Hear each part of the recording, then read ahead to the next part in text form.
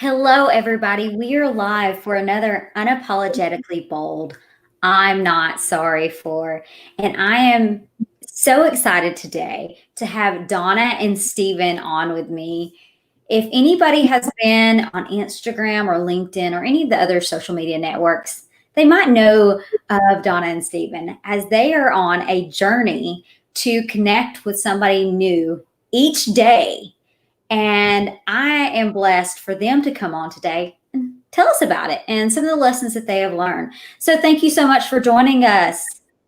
Thank you for having us. Yep, so glad to be here.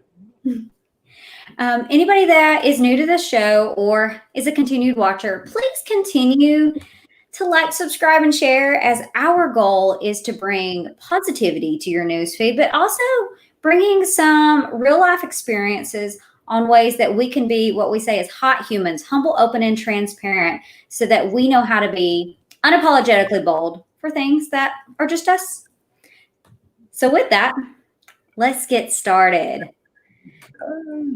What are y'all not sorry for? We're not sorry for connecting with people daily. Definitely not sorry for connecting with people daily. So where did this all come from? Like, how did you get started on this? Yeah, well, it's Not not, a bit of a story yes, there. it is. It's not something I woke up one day and thought, no, this would be a great thing to do.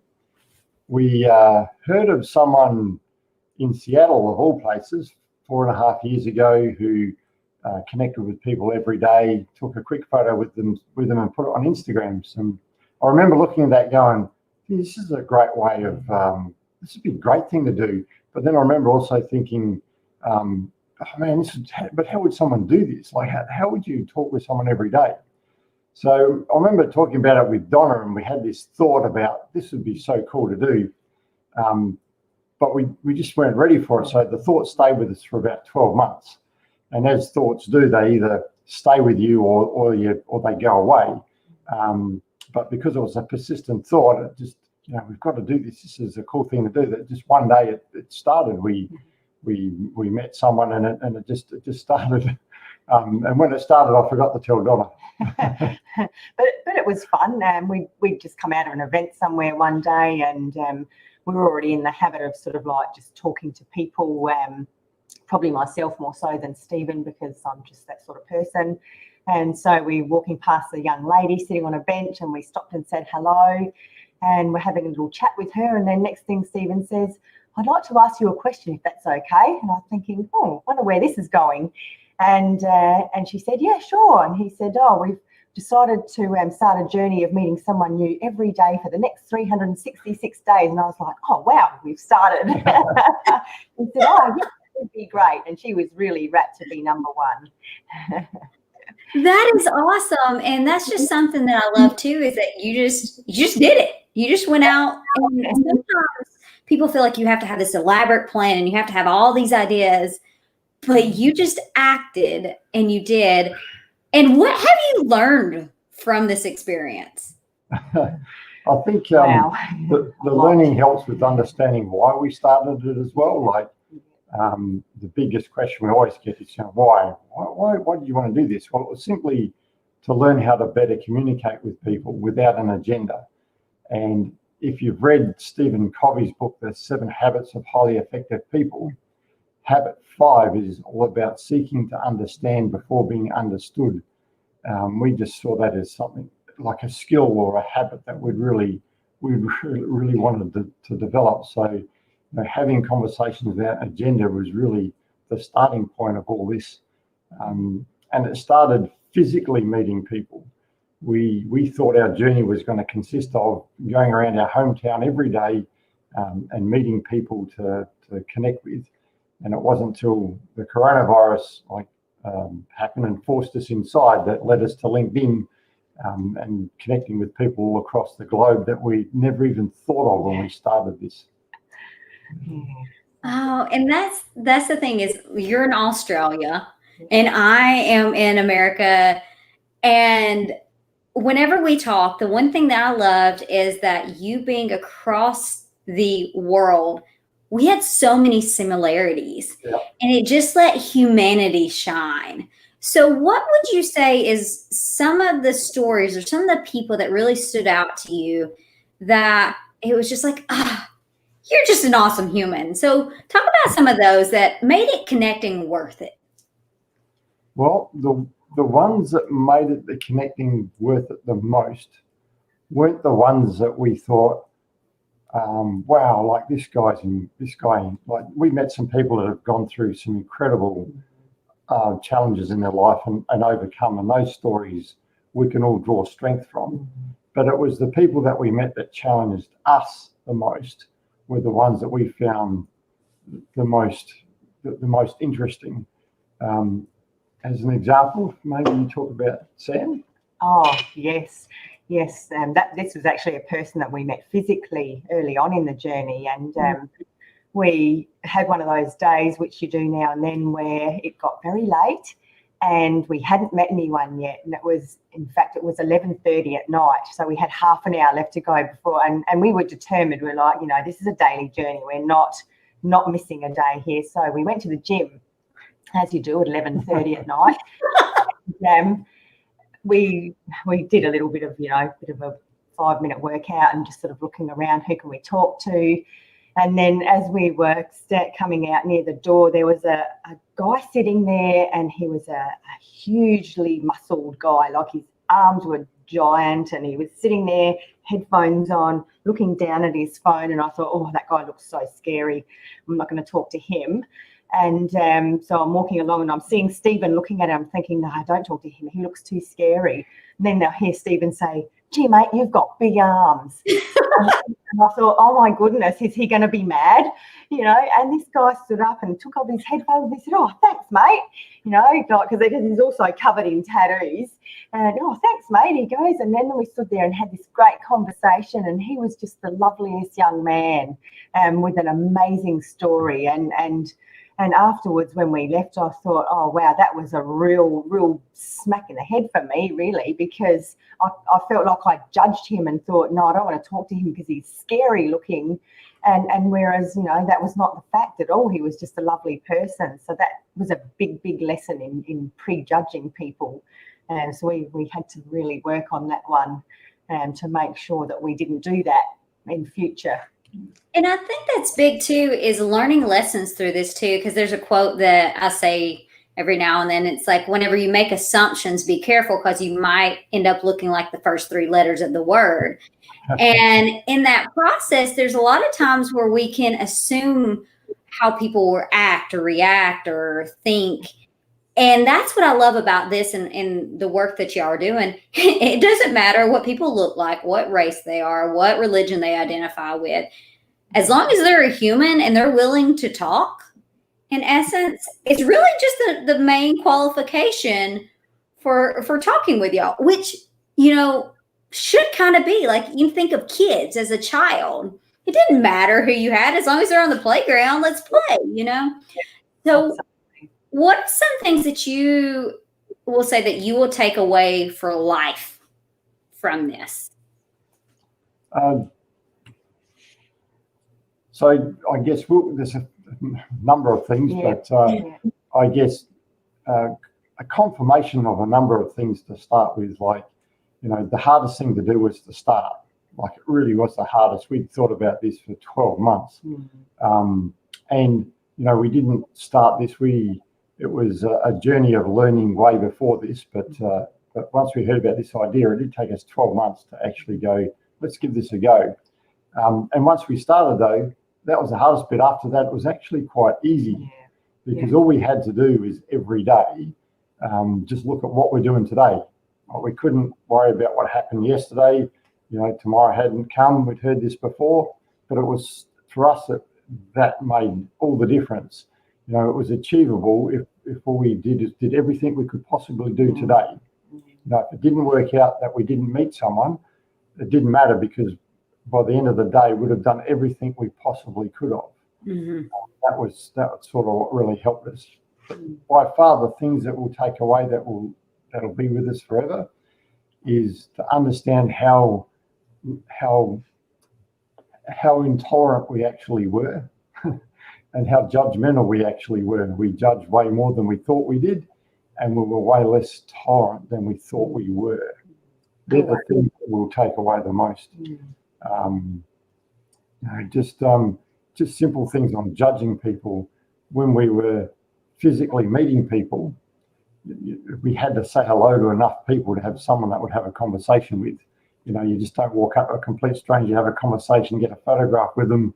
Not everyone's that willing to have a conversation. So we had to say hello to enough people that someone would be willing to have a conversation. And what that taught us was to, you can only control what you control. I've heard that lots of times before. It sounded like a cliche, but it was so true. Yes. Like all I can control is reaching out and, connecting with someone. If they choose not to respond, that's not a reflection on me, it's a reflection on them. I did initially take it inward. In other words, what's wrong with me? What am I saying wrong? But no, like I'm doing the right thing, I'm reaching out.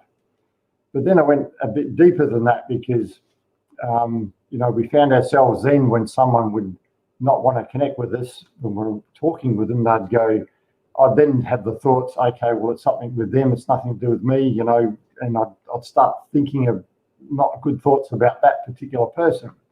And that's when we learn also, I've got to learn not to judge their non-response, right? Because I'm not in their shoes. I don't know what's happened to them that day. So if they choose not to respond to me, like I shouldn't be judging that either. And that was a longer thing to learn. But it was a good realization though, because then instead of someone not talking to you and you saying to yourself or to each other, oh, what's wrong with them? Why are they so grumpy? It was more like, oh gee, I hope they're okay. I hope they're not having a bad day. And it's a lot more loving and kind than, gee, what a grumpy person.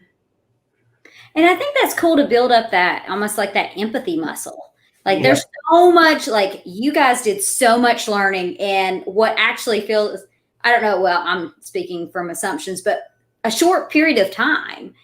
And it's by implementing things and doing hard stuff, and just putting it to action. So I think this kind of brings in a question from the audience, and Nathan Bennett asked, what's been the upside to doing this, but also what has been some of the downside as well?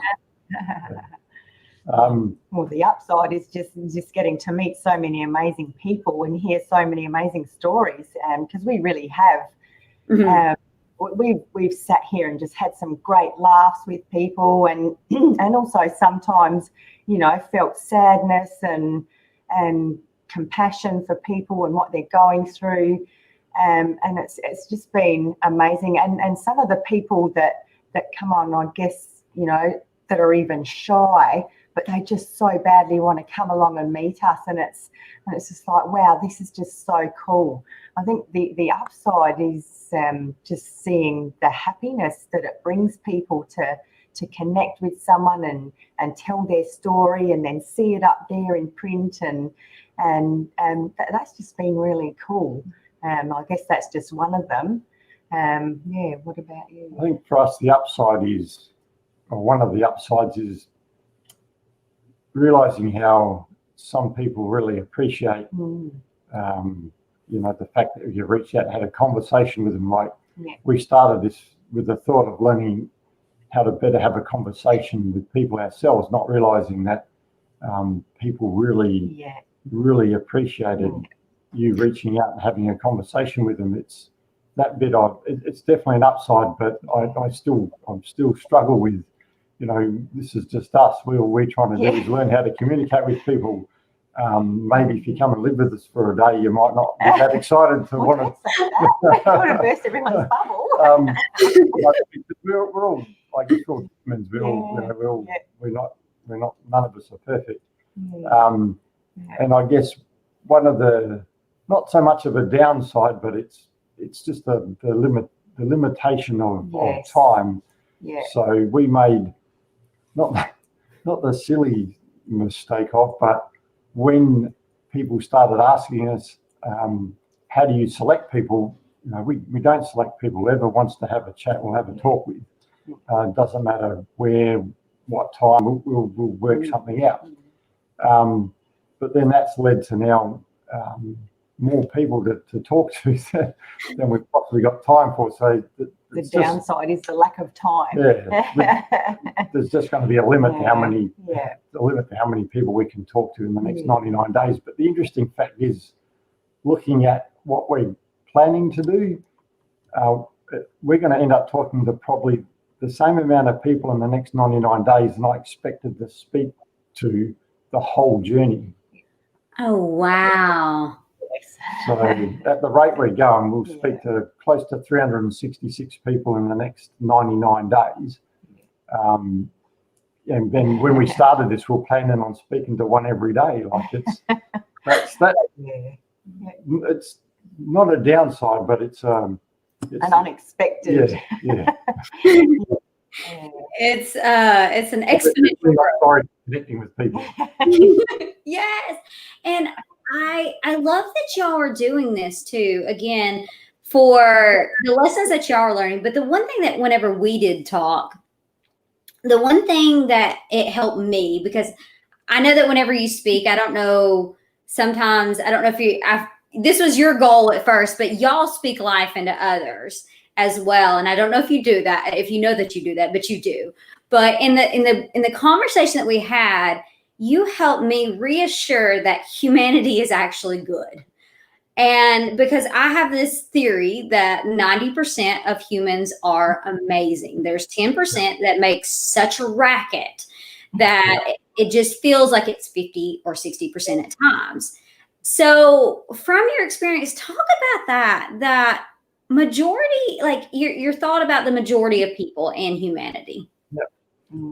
Well, it's love to, because what we've learned through this, one of the things we have learned, and it's again more of a confirmation, is we've met a number of people who have been severely challenged and who have risen over that challenge. As an example, we met a young guy, Justin, again on LinkedIn in the UK, who he must have been in his 20s. He was in the army, got posted to a certain place, stood on a landmine, and had both his legs blown off, and now has an amputated above the knee. And to listen and talk to him just like another person, and hear about his 8 years of surgery and everything that he's done to be where he is today, and do things like climb Mount Kilimanjaro. And there's similar people to that we've spoken to with incredible stories. And you look at that and you go, the seeds of greatness are within each and every one of us. Right? We all have them inside of us, but they only tend to show themselves when you get under some sort of pressure. The seeds of greatness don't just fall out on the table and there they are. They tend to only come out when you're pressured. And that reminded me of an old audio by Earl Nightingale. Some people may remember Earl Nightingale, but he was the first guy that created a positive message on an LP back in the 50s. He has the most mesmerizing voice. You can find that actual recording he did on YouTube called The Strangest Secret. And on there he points out that the words he uses, so I'll just use his words, but he says, it doesn't take a lot of brains to make a living today. And he said that in the 50s, and it's the same today. Mm-hmm. So because it doesn't take a lot of brains to actually make a living, most people on their daily activities aren't challenged. Mm-hmm. So the sense of greatness will never come out. So what do we learn from that? Well, we learn from that is we have to lean into challenges. We have to find ways to live outside our comfort zone, because the things we want in life and the changes we want are always on the other side of our comfort zone. That's one of the things we've learned, but reconfirmed for us from talking to people that, human beings have incredible ability to overcome, but it doesn't seem to come out until you're actually challenged. Mm-hmm. And I think that's such a good point too, because that's something I've said definitely during this season of life with COVID and just constant change and the unknown. Is there's a saying that the number one addiction and specifically in America is drugs and different things. But I say it's comfort. Yeah. And that's the number one addiction for no matter where you're at in the world, is that we want to stay in our comfort. And 2020 is making us so uncomfortable. And the irony is that you started this before everything hit the fan. So tell me a little bit about that, about how it getting even more uncomfortable than it already was, especially for like the world standards. How did that even grow y'all more? Oh, that's a good question. Because it was unexpected having to move on to LinkedIn and connect with people. So to start with, it was just like, oh, how are we going to do this? We just, or Stephen happened upon a lady who just put out something on LinkedIn saying, oh, I'm just going to have an open 1 hour chat session for anyone who wants to join me. So we thought, okay, well, here's a good starting point. So we jumped on there one day and talked to her, and there were a couple of other people. So, you know, there's a couple of other connections, and then it just built up. So I guess it was just, we just had to embrace that different challenge, I guess, of, well, this is just going to be nothing like we thought it was going to be. And just go on and figure out how to do that whole connecting thing. And unfortunately, we talked to some nice people in the beginning who were good, you know, really great on LinkedIn and did all sorts of things. And they gave us some good hints and tips and helped us to, you know, to push past that, oh, what are we doing here kind of feeling, to becoming a lot more comfortable with, oh, wow, what a fantastic way to connect. And it just really kind of blew our minds, didn't it? Just how awesome it became. And you know, it kind of was a snowball effect, because as soon as you talk to one person and put something up, then there's some people liking. So then you connect with them, and then, you know, it's just this great whole network of people. And now it's just huge. And before that, I'd never even used LinkedIn in my life. And I thought, oh, how am I going to use this? You know, I'm not really big on social media. And, you know, at first you just go, oh, grumble, got to change, got to do something different. And then it was just like, but wow, how fantastic has it turned out? Yeah. The biggest difference, which turned out to be the biggest advantage, was that when you physically meet people, it's a great skill to learn how to start a conversation with someone that you meet. But they never tend to go really in depth, because it's completely unexpected, and we haven't really been able to continue any of the conversations to any depth that we met physically. But it was a great way to learn how to connect with people. What LinkedIn's done for us is made it easy to connect with people, because people are willing to connect. But then it's helped develop the other skill, which is you're now actually engaged in a 30-minute conversation, you know, literally face to face, almost like being over the other side of a coffee table. So you're now developing those conversation skills that we really wanted to develop, which was, you know, how to seek to understand people before being understood ourselves. And that's been been a learning experience as well. Not realizing that when you seek to understand, you're making yourself become vulnerable. Because you're opening yourself up to listen to other people's beliefs that may be different to yours. So it becomes learning. That's where you start to learn tolerance. We found ourselves, the first time I realized this, I remember speaking to a lady when we're out and about, physically meeting people, having a great conversation with her, asked her some questions about herself, and then she mentioned something that was a completely different belief to mine. And it was like the brain stopped.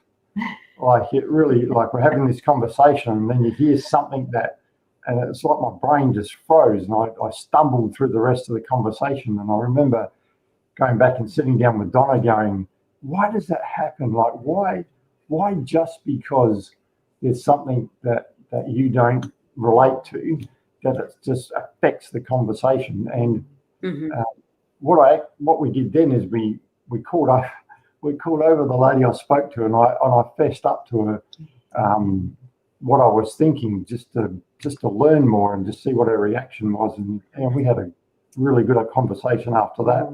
But yeah, again, it was another go sit in the car and go, what just happened? Yeah. Like, why did this happen? But I love that part that you continue the conversation, and how many people stop it there. And it makes me think of on Thursday, which is actually Friday, your time, we are going to be having a conversation with a guy named Mick. And Mick is not sorry for being a convicted felon. And nobody would know that he's a convicted felon until he like says it, because he's just this down to earth guy.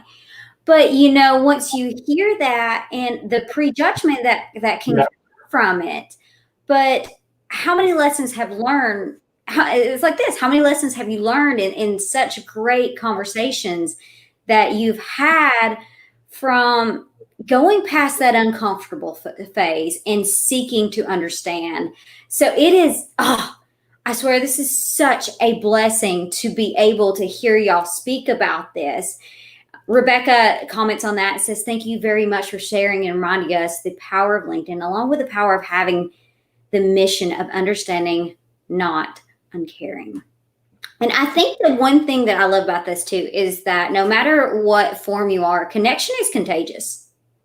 Yes. It really is. Whenever you come without an agenda and you just want to connect, because once you told me, I was like, I want to tell everybody. I was like, I want to connect you with XYZ, like all these different people that I think are awesome, that would get value from you, per se. And I also know that would be reciprocated as well, but still it was so interesting to see the work that you do. So I know we're right at our time. So my final question for y'all is, what would you say to somebody that apologizes for connecting with people daily? Stop it. No, don't apologize, because people love it and people need it.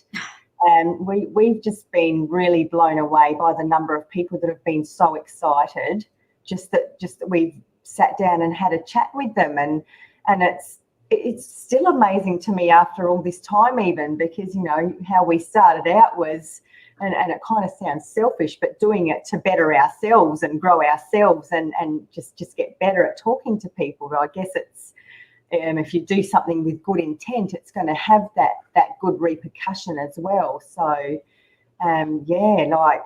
seriously, anyone that's sorry for thinking about doing something like that, no, please don't. Go ahead and do it, because people need it and people love it. Yeah. Mm-hmm. Definitely don't apologize for it, because it is a way that you can add value to people. Yes. Just taking the time to talk to someone shows that you appreciate them because you've taken that time. So, for us, we see that the way we're adding value is just by having a conversation without an agenda. And I love that. And the thing that makes me think even more is that on some of the lessons that I've done in trainings, at first it was just me giving information and I was taking time, and it's like I didn't feel like the engagement. And then I was just like, okay, I'm gonna give you a few talking points. Let's just all chit chat. Talk about where people need people. And that's what Rebecca just put. That she loves a simple answer, and you're 100% correct that people need people. And that is what I have found right now more than ever, especially in this space of the unknown, especially in this space of being what I say is a hot human, humble, open, and transparent, being vulnerable more than we have ever been. Yeah. That people just need people. And I am beyond blessed for y'all for looking for those people. And so for any people looking for y'all, how can they reach out to you? How can they connect with you? So they can, we've recorded everything from the day we started on Instagram. So it's the Stephen Fry with the PH. So the Stephen Fry. And on Instagram, Stephen Fry. LinkedIn, sorry, Stephen Fry. And it's the Donna Fry. Or Donna Fry. And it's easy to find because the photograph on LinkedIn is with both of us. So we do everything together. We both have a couple photo as our profile picture. Yes. Awesome. And I think I'm going to end with this comment too. It says, this was the best I've seen. And Nathan's watched a lot of these. He's been in since March. So this is humans at our best. This was great, simple, but very challenging. And I think that sums this up. And I think that sums y'all up. That every time I talk to you, y'all add so much value to my life, and you're across the world. And that's the other thing I love, that you're literally across the world and you took the time. I know it is, what did you say, 5 a.m.? It's about to be. It's nearly 6:30 now. Yeah. Yep. So you are across the world early in the morning on the next day. You took time to speak with me without an agenda, just to speak your humanity and what you've learned. So I am forever grateful. Thank you so much for joining us. And thank you for everybody that tuned in, and for all that will be listening on the podcast later. I hope you have an amazing and blessed day.